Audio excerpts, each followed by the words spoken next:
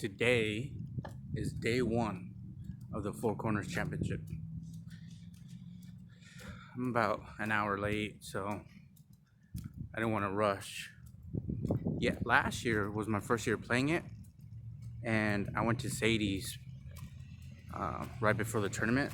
And if you know anything about Sadie's, is their portions are huge. So I had a really good breakfast / lunch, but I felt sluggish the whole 2 hours after that. So I didn't want to do that this year. I wanted to kind of do what I normally do when I play poker, and not just because it's their biggest tournament of the year, do stuff that is out of the ordinary. So I haven't ate anything yet. Normally don't eat in the morning, so staying true with that. But yeah, man, let's get it. Hopefully I have a good table draw. We'll see who's at my table. We'll be playing with them for hopefully 10-12 hours today, so we'll see. Stay tuned.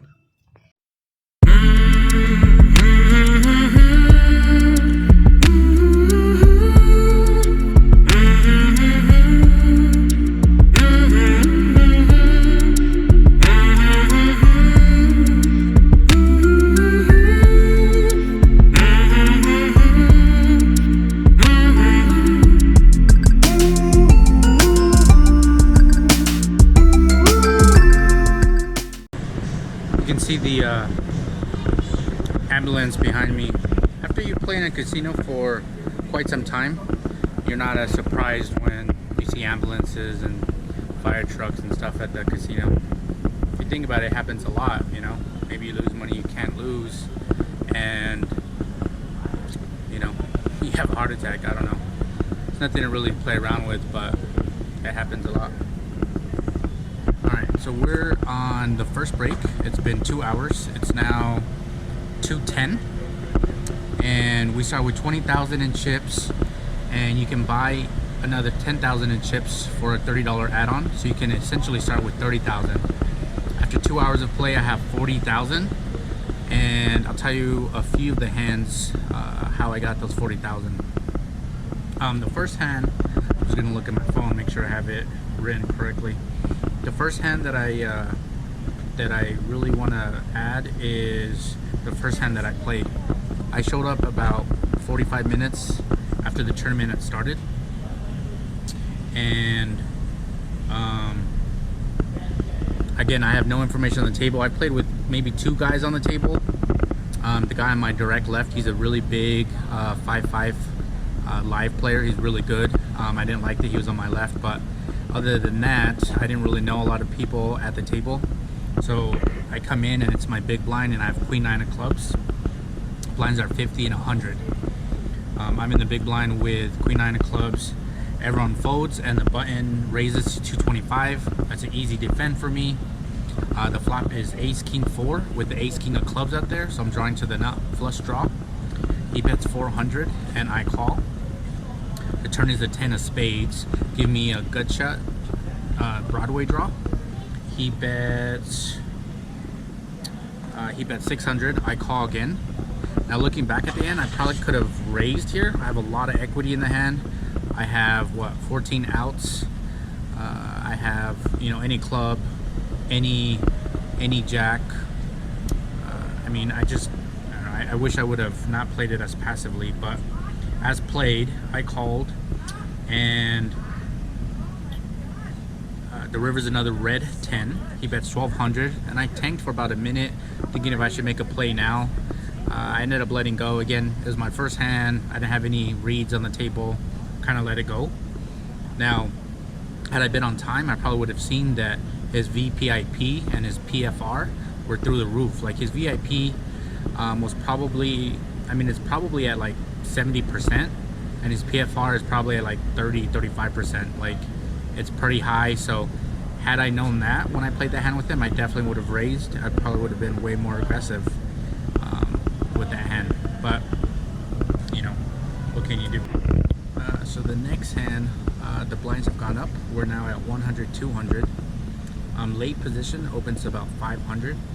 I defend the big blind with king 8 of spades. It's just two-way to the flop. Flop is 677 rainbow. I check, he bets 600. I call, turn his jack of clubs, putting a club draw out there now. I check, he bets 800. I decide, I don't know, I didn't put him on a strong hand. I thought he was just kind of trying to take it down. I make it 3,000 and he calls. So the fact that he calls, I'm like, okay, did he turn in club draw? Does he have a big pair? He calls. The river is a 10 of clubs, and now there's backdoor clubs that got there. I think about this for about 2 minutes. Do I give up? Do I continue to bet? What am I trying to get him to fold, right? Obviously he has a polarized range in the sense of either has queens, kings, aces, or ace king, and he just didn't connect. So I take another stab at it. I bet about, I think, 3,000 or very close to it. He calls and he had queens. So I mean, looking back, I mean, I probably could have checked the river once he called on the turn. I could have probably shut it down. But after that hand, it left me with about 20,000. I had 27,000 before the hand. After that hand, I had about 20,000. So I was really kicking myself, and I was like, we're about to go on break, and now I have 20,000, right? However, 2 or 3 hands later, I wake up with a monster under the gun.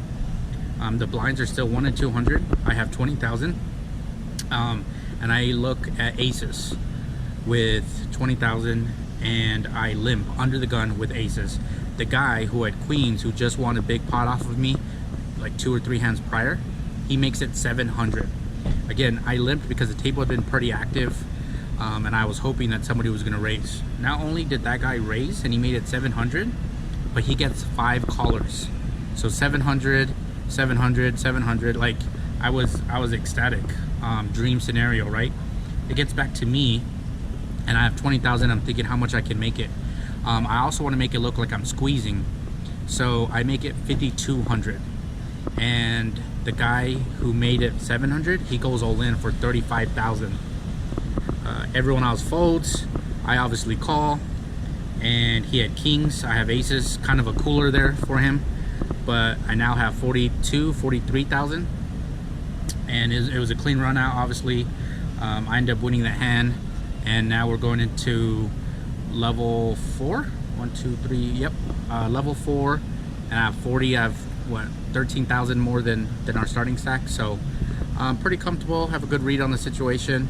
We'll play 2 more hours, and then we'll go to another break, and then we'll play 2 more hours after that, and then we'll have a dinner break, and then 2 more hours, and then we'll be done.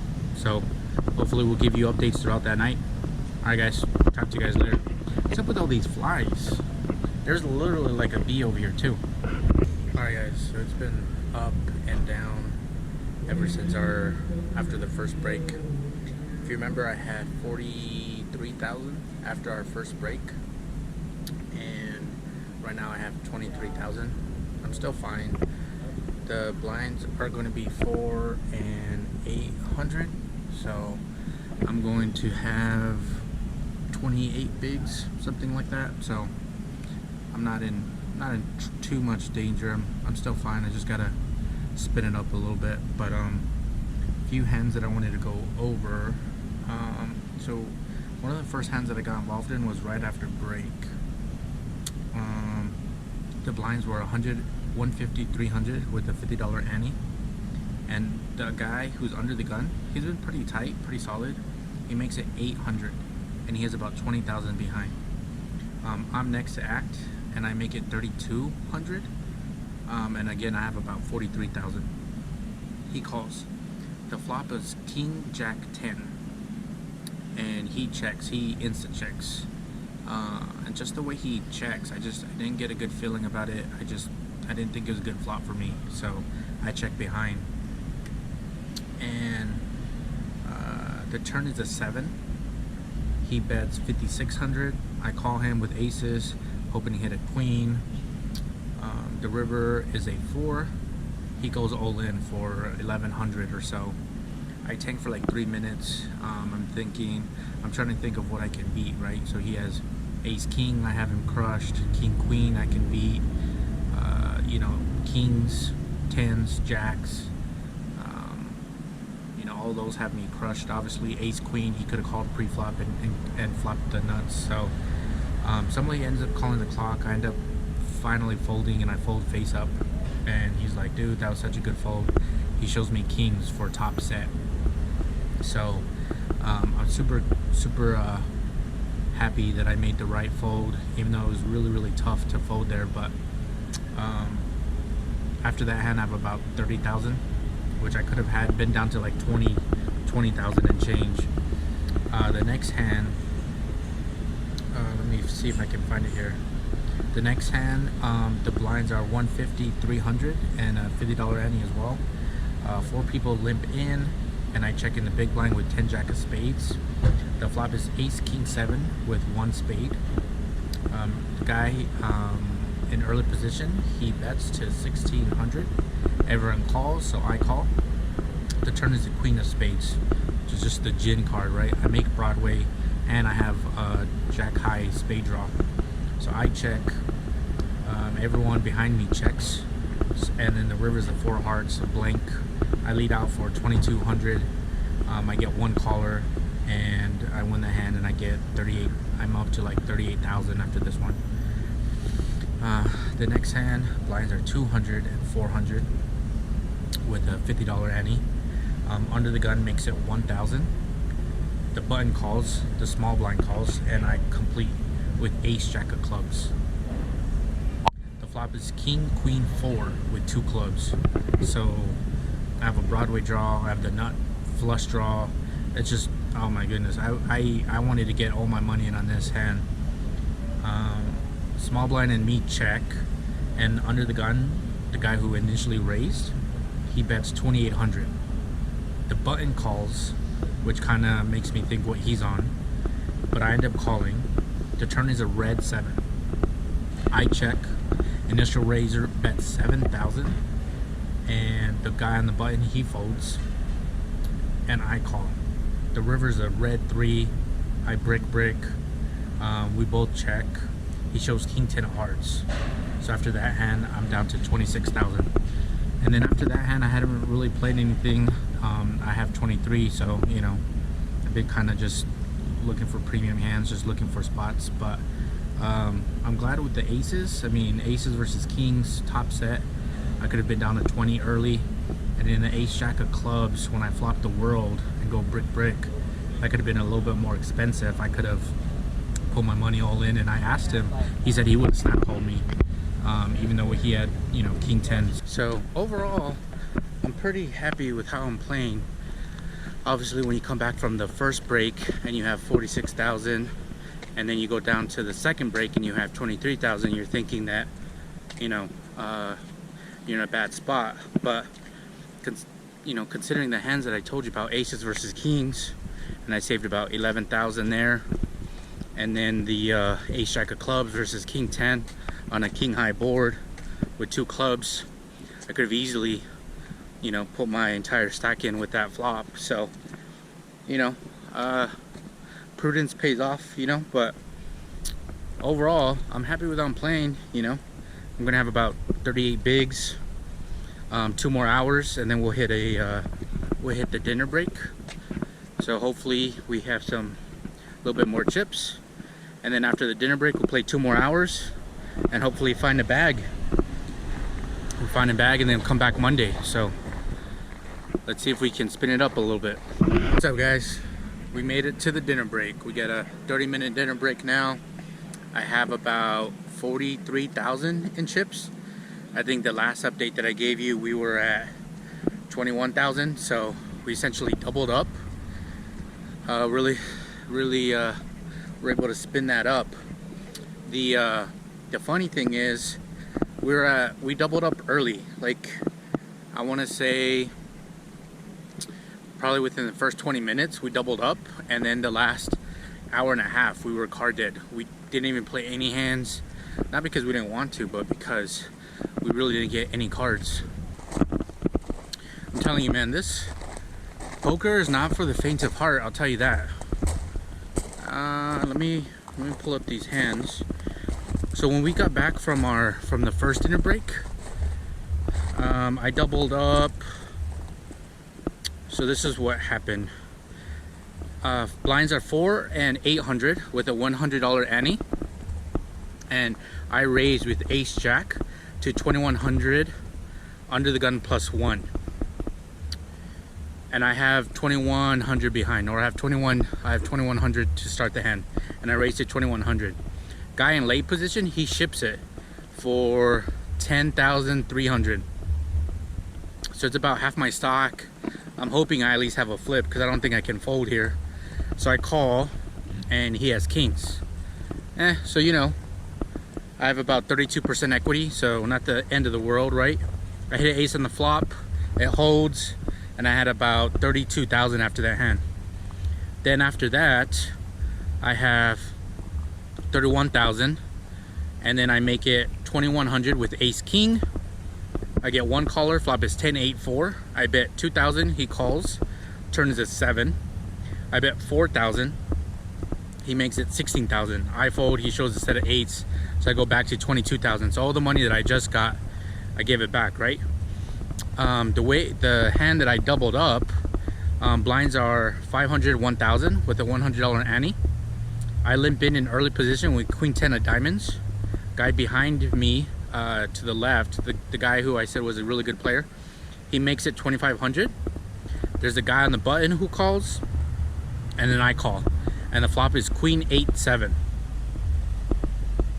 and there's only one diamond, so I check. The initial raiser makes it 3,500. The button folds, and I ship it, and I have like 15,000 behind once they pull in the 3,500. He calls, and he has 5-6 diamonds, so he's open-ended. He hits a 6 on the turn and the king on the river. He bricks out, so I end up doubling up, and after that hand I get to 46,000, and then I pretty much sit on that stack. I go to about 43,000. I sit on that stack to about the end of the, just to about to the end of the level, right? I hadn't played in an hour and a half. I kid you not. After the first 20-30 minutes, I didn't pick up anything, and then probably with like 20 minutes remaining, I limped in with pocket 4s and just made a move and tried to take it down, and I got caught, and from 38,000 or 40,000, whatever I had, I went all the way down to like 16,000, and we had like 10 minutes left on the dinner break, right? And I was kicking myself. I didn't even write stuff down because I was so mad. I was so mad that we had 10 minutes before our dinner break, and I just punted 20-some thousand chips, right? I was like, I almost punted the tournament. But the very next hand, I'm in the big blind, and the same guy who wins the hand off me, he raises it, and I just throw it in there, right? I have like 16,000 or something. I just ship it with queen 9 double suited, and he's like, I don't know, man, I don't know if I can lay it down, I have a big hand. He calls me, he has ace king, I have 2 live cards, I hit a 9 and it holds, so we get back to like 37,000, something like that. So it's 6:45 now. The tournament's been going about 6 hours now. We have 2 more hours, and then we'll be done for the day. And then if we're lucky enough to be here, we'll come back on Monday to play. Again, we have about 45,000 somewhere in there, which is plenty. And really like my table. Nobody at my table is really doesn't have a lot of chips, so everyone's kind of in the same place. I feel like I've been playing with these guys for 6 hours now, so I feel like I know where people are strong and what they like to do. So, you know, super comfortable, trying to get something to eat real quick, and then 2 hours we'll hopefully find a bag and come back Monday. And if I knew that the pool was open, I should have been able to get in the pool for a little break and just relax, you know. I'm gonna show you one of my favorite spots in Albuquerque, and where I like to come to like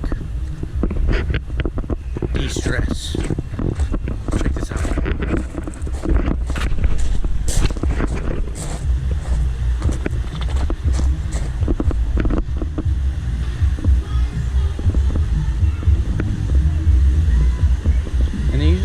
fountains going. Look how beautiful it is out here, man. So what's up, everyone? At the beginning of the video, if you remember, it was noon. It was daylight. We just finished with the tournament. I found a bag. Coming back Monday for the finals. I won't have a lot of chips though. I finished with like 40,000. I'll have about 10 big blinds. But the good thing is I got there. That's the important thing. You can't win the tournament unless you make it to day 2, right? So we'll be in there. We'll try to spin it up from there. And who knows, man? You double up one time and it's a whole new tournament. So I would write down hands in between. I would write down hands, right? So I can kind of come to the camera and like talk through these hands. But man, I didn't write anything down this last 3 levels because it was hard, man. I was just trying to stay alive. I think I was all in. I was all in 2 different times. One time I went all in with Queen Jack of clubs with like 8 bigs against King 10, and I won that flip. And then another time, I think the Queen 9 versus Ace King, I think I talked about that hand in the other one. That was the other time I was all in. Then I was all in with the Queen Jack. I think actually those were the only 2 times I was all in. But I was able to win races when they mattered for my tournament life. So man, it was a long day. 9 hours. I'm exhausted, but we're on to day 2. So see you guys later. Have a good one.